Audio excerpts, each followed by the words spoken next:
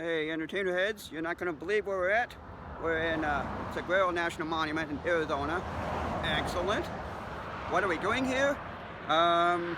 It's sort of a birthday gift that I gave myself. I came all the way out here to Arizona to check out the scenery. And as you can see, there are saguaros, like really big saguaros everywhere. Kind of like trees. Kind of awesome looking. So today we're headed for Las Cruces, and we're going to go to a few points in between maybe. And I'm going to check out the Pima Air Museum next. And some other stuff. And our next stop, entertainer heads, is the Pima Air and Space Museum here in Tucson, Arizona. Excellent. And what you see behind me is one of the SRBs that was used on the space shuttle, believe it or not. It's a solid rocket booster. And we are going to head for the museum to look at some few planes, including some of my favorite planes. So let's go in and take a look, shall we? And right up here, entertainer heads, is the replica of the 1903 Wright Flyer 1. This is where Wilbur took the very first, it was Orville who took the very first heavy-than-air plane ride back in December of 1903, according to this placard down here. And there's a bunch of other airplanes too, including this little itty-bitty biplane called the Bumblebee. It was in the Guinness Book of World Records for the world's smallest biplane. How can anybody fit in that thing? And plus a ton of other airplanes over here. Ooh, what do we have here? It looks like the tail guns from a B52 bomber. Back in the day, they used to stick a tail gunner inside that B52, until the later models moved the tail gunner with the rest of the crew, like up to 5 or 6. But obviously the B-52H, which is the only model of B-52 that's flying today, doesn't use the tail guns at all. And here is the extreme close-up of the tail guns. Wow, showed the HB on receiving end of those doggies. And this, entertainer heads, is the jet that James Bond flew in the movie Octopussy from 1983. And I happen to be a huge James Bond fan. I have all the movies on DVD except for the newest one, No Time to Die. This was once the world's smallest jet. How can anybody fit in this thing too?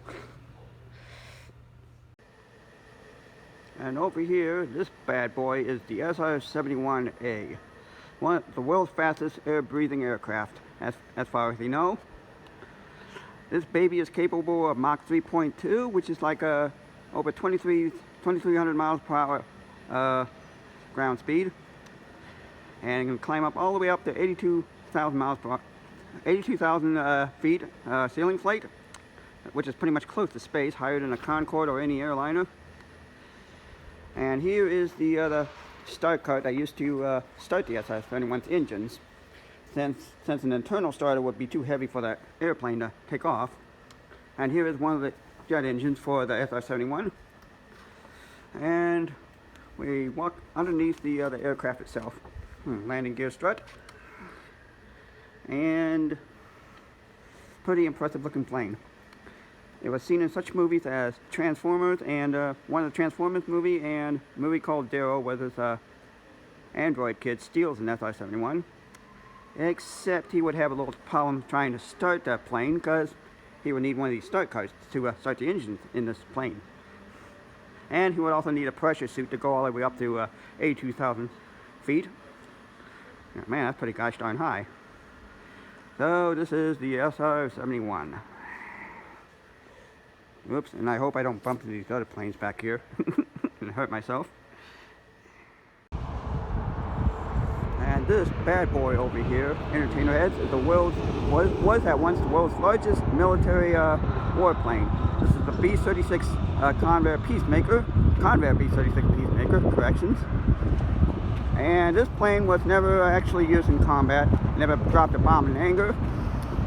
And this baby packs like 4 jet engines for extra takeoff power, plus a half a dozen of the Pratt & Whitney 4360 radial piston engines. It's pretty impressive, with a 230-foot wingspan. Can you believe that? It's longer than a C5 cargo plane even longer than some 747s even. Holy cow. And here's the front of the plane. In fact, the crew can, this thing at one point carried a crew of up to 15 people. And that little dome up there is where the pilots and the flight engineers sit. And right here is where the navigator and the bombardier sit, toward the front. And if you stood right next to this thing, you would definitely get a incredible grasp of the size of this thing. Almost looks like a blimp up close. And this bomber was seen in the Jimmy Stewart movie called Strategic Air Command, where he flew one of these things. Pretty incredible. So let's take a walk around this huge bomber and maybe get a feel for the size of it. Here is one of the landing gear struts, and here is one of the engine pods. They decided that the B-36 was too slow at takeoff, so they added 2 of these jet pods on each wingtip. And it got these great big huge bomb bay doors. It needed to be big enough to carry some of the world's largest thermonuclear bombs, but it never actually dropped a bomb before. So this is a pretty gosh darn big plane. It's almost like Grand Central Station with wings, baby, like what Bugs Bunny would say. Here's a close-up of one of the propeller blades. I used to have a model of this plane, like a 1/72 scale, and that thing was pretty big too. I mean, the wings couldn't even clear to my bedroom door, but unfortunately my mother threw it away, and I was kind of heartbroken about that. Darn it all. So I think this plane is my personal favorite ever built, and to me it's the most beautiful plane ever built. I mean, just look at it. With such graceful curved lines and everything, and those beautiful engine pods in the front. I just love this plane. It's too bad they don't fly any of these things anymore, because it would be too expensive, and the maintenance cost would probably be a killer. Oh boy. But so this is the B-36 Peacemaker. And over here right near the B-36 are these bad boys, the B52 Stratofortress Bombers. Excellent. These bombers were used quite extensively in the Vietnam War, and it's been featured in such films as Dr. Strangelove, or How I Learned to Stop Worrying and Love the Bombs. That's the full title of the movie. And The Day After, and Red Lights Dawn, yeah, whatever that movie is called. Anyway, that other James Earl Jones movie, that other movie that James Earl Jones played a B-52 crew member in. And he also played in Dr. Strangelove. That was his first role. He was also a B-52 crewman in that movie too. What about Major Kong? And here's a close-up of the B-52. This one is a G model, and I had a 1/44 scale model of this particular B-52 variant. And here's a close-up of the landing gear wheels. Kind of an unusual configuration, like 4+4, 4 in front and 4 in the back. And you got these itty-bitty wingtip wheels on the end of each wing. Whoops, where's the other one? Somewhere over there anyway. So this is the B-52, and this is another B-52 all the way over here. But take a look at this one too. And back in the day, B-52s used to have like a tail gun, like I showed you earlier in that building. And look at that really tall tail. And the later models of the B-52 sort of chopped off part of the tail, make it lower, make it more aerodynamic possibly. And this is probably one of the older B-52s. And this one was used extensively in the Vietnam War.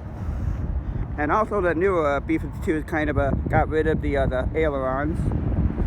So they probably use like spoilers to move the wings rather than the ailerons. And these are your B-52 bombers. And it has this great big huge bomb bays. Like all the way from here to about, I don't know, about here. Really, really long, about boxcar sized. And up in front, you can carry like 5 crew members, plus 1 tail gunner all the way at the back. Like I also told you earlier. So, those are your B-52 bombers for you. And in our next stop here on our Southwest adventure is the old Monsieur Plaza. Excellent. This is one of the oldest towns in New Mexico, and it's just adjacent to Las Cruces, where I lived for 2.5 years. And I would like to show you some points of interest around here. First of all, this is the actual building where Billy the Kid, long time ago, was sentenced to hang in his courtroom, which was inside this building. And it also served as the capitals of New Mexico and Arizona. But now it's a gift shop, the Billy the Kid gift shop. And right over here is the historic plaza, and beyond there is the Basilica of some kind. I haven't got the name of it, but we'll get close to it and I'll get the name of the building here momentarily. And this is the Basilica of San Albino. Albino. I don't know. I don't suppose he had like a white hair and red eyes. Well, anyway, the old church structure with the Virgin Mary standing on this huge tall pedestal, and this really old-looking basilica itself, with the crosses on top of the spires and other places. Stained glass windows. And this is the Basilica of the San Albino, or Albino, however you pronounce it. And here are the doors. And back there is the plaza. And behind me is one of the elementary schools I attended as a kid when I lived here for a brief 2.5 years in Las Cruces, New Mexico. This is Hillville Elementary, and this was pretty much a brand spanking new school when I went here. The first year it opened. And down there is the old playground. Back in the 1980s, it was not as green as you see it behind me here, and they didn't have as much playground equipment either. Well, apparently the playground is closed here, and but some people are down there playing on the playground anyway. Oh boy, apparently somebody doesn't know how to read English. But we're not worried about that right now. So, and a little bit later, we're going to visit another one of those elementary schools I attended during my short citizenship here in Las Cruces. So let's go there now. And here, Entertainerhead, is Hornada Elementary School. Well, it has a J on it, but it shouldn't be pronounced Jorhada. It's actually pronounced Hornada, because that's a Spanish word. It's a Spanish word for journey. Anyway, in 1982, the summer of 1982, when we moved out of northern Indiana, I started going to this school. It was kind of a culture shock to me, I think. I mean, going to an alien school in some alien city, eating alien food. Well, they're not quite alien, because that would probably be offensive to somebody. Anyway, this school was the first place where I had enchiladas for the first time. And that was actually my favorite school lunch, and enchiladas became my favorite food. Well, these days, sushi is my favorite food. So, this is one of my old elementary schools. And then, my mother moved to a different district, and I went to Hillville for a while. And, for some reason, my younger brother had to go back to this school, and I was allowed to stay at Hillville because of a special class I was going to, but I'm not going to get into that right now. So this is one of my old elementary schools when I lived here in Las Cruces. Sweet memories. Hey, Entertainerheads, are we on a different planet? No, of course not. This is White Sands National Monument in White Sands, New Mexico. Excellent. And this is basically hundreds of miles of pure gypsum. That's the same kind of material they make drywall and plaster out of. And this used to be like a dry lake bed, but it turned into a bunch of it turned into the world's largest gypsum dunes. And this is a national park, and they have all kinds of signs that says there's no water beyond a certain point, so there's no water here, obviously. And people can actually buy some sleds and go sledding down the dunes here, even. Pretty cool. And right up there behind me. Whoops. Let me see if I can find it right behind me. And there's a boardwalk somewhere behind me that people can walk on a boardwalk and just see the dunes from here, or else they can just be more adventurous and climb down here on the dunes and get the sled and slide down the sides, like that one up there behind me. So we're going to climb up this one dune here and see what we can see here. I'm going to turn the camera around here momentarily. Okay, this is the dune I was talking about. And people can actually buy sleds from the gift shop and slide down here. And we are trying to, it's rather slick here. Let's see if I can do this without killing myself. Now here we go. We are over the edge of this dune here. And this is a yucca plant. This is like the national flower of New Mexico. And over there is the boardwalk. Really long boardwalk, and I parked my rental car way over there. And that's the New Mexico horizon of the White Sands National Monument. Alright, that'll do it for Mr. Entertainer's epic Southwestern trip. Excellent. And I've had a pretty good time here for the last 3 days.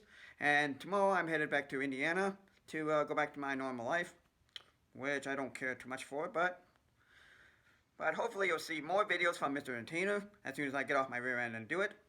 But in the meantime, don't forget to subscribe and hit that blue thing in the bottom right corner of your screen, please. And don't forget to be entertained. And hope to do more Mr. Entertainer's Chronicle vlogs as soon as I have more interesting things to show you. So be entertained. Bye.